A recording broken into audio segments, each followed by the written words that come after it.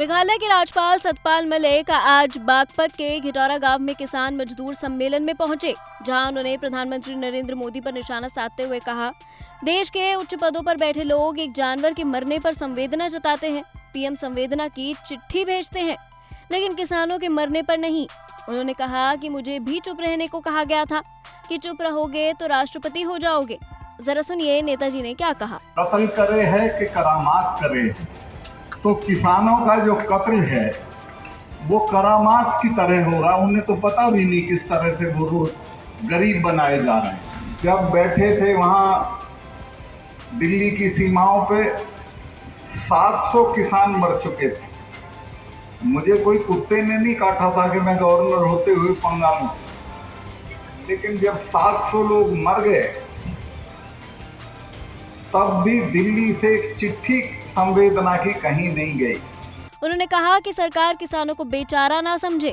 सरकार ने एमएसपी पर बने कानून को लेकर ईमानदारी नहीं दिखाई। किसानों का एमएसपी की गारंटी मिले बिना गुजारा नहीं हो सकता, इसीलिए सरकार एमएसपी को लेकर अपनी नीयत साफ करे। राज्यपाल सतपाल मलिक ने कहा कि जिन्होंने देश की आजादी में अपनी अहम भूमिका निभाई है वो किसान हैं। उन्होंने कहा कि जब तक वे सरकार में हैं वे किसान के हितों को लेकर आवाज उठाते रहेंगे। मलिक ने आगे कहा कि जब किसान आंदोलन कर रहा था तो 700 किसानों की जान चली गई, इस पर उन्हें बहुत दुख हुआ। मलिक ने कहा कि चौधरी चरण सिंह कहा करते थे कि अगर किसान की कौम एक हो गई तो दिल्ली पर राज उनका होगा। किसान मिलकर लड़ाई लड़ें, देश पर राज किसान का ही होगा। कत्ल करे है कि करामात करे, तो किसानों का जो कत्ल है वो करामात की तरह हो रहा। उन्हें तो पता भी नहीं किस तरह से वो रोज गरीब बनाए जा रहे हैं। जब बैठे थे वहाँ दिल्ली की सीमाओं पे 700 किसान मर चुके थे। मुझे कोई कुत्ते ने नहीं काटा था कि मैं गवर्नर होते हुए पंगा लूं, लेकिन जब 700 लोग मर गए तब भी दिल्ली से एक चिट्ठी संवेदना की कहीं नहीं गई। कुतिया भी मरती है तो प्रधानमंत्री जी उसके प्रति संवेदना भेजते हैं। तो मुझे बहुत महसूस हुआ और मैं मिलने चला गया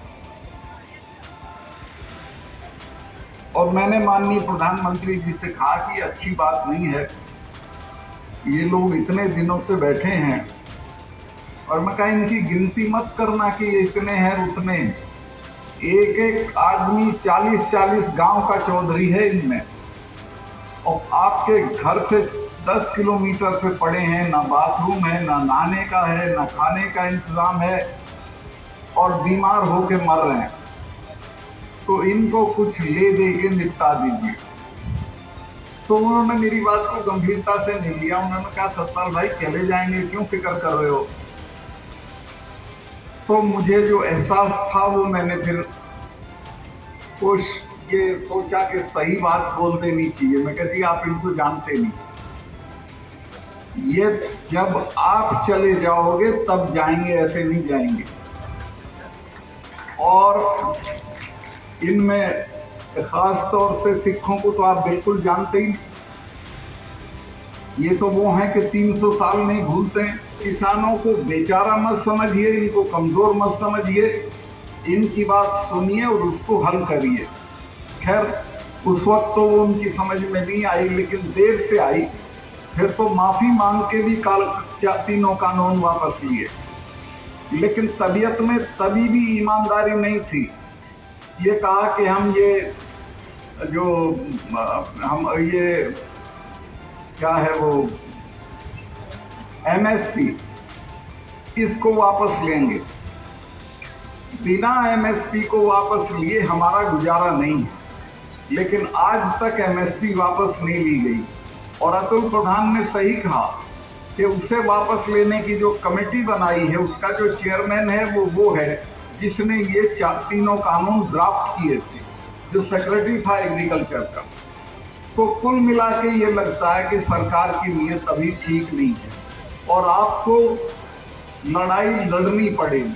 अब उनको जानकारी नहीं है, किसी ने कह दिया होगा कि आमदनी दुगनी कैसे कर दोगे भाई, आमदनी दुगनी कहाँ से कर दोगे। तुम तो हर चीज़ जो किसान पैदा करता है उसका दाम घटा रहे हो, और जो वो खरीदता है उसका दाम बढ़ा रहे हैं और नतीजा ये है कि किसान रोज गरीब होता जा रहा है, क्योंकि वो जो खरीद की ताकत है वो उसकी कम हो। जब तक सत्ता में हूँ किसान के हित की बात कहूंगा। मलिक ने ये भी कहा कि किसानों के पास खेती, जमीन और आर्मी भर्ती ही तो थी, अब ये भी हाथ से चली गई। प्रधानमंत्री में किसानों के प्रति कोई संवेदना नहीं है। किसान जो पैदा करता है उसका दाम घटा रहे हैं और जो खरीदता है उसका दाम बढ़ा रहे हैं। बिना एमएसपी के किसानों का गुजारा नामुमकिन है। ऐसे में सरकार किसान की आय दुगनी कहां से करेगी?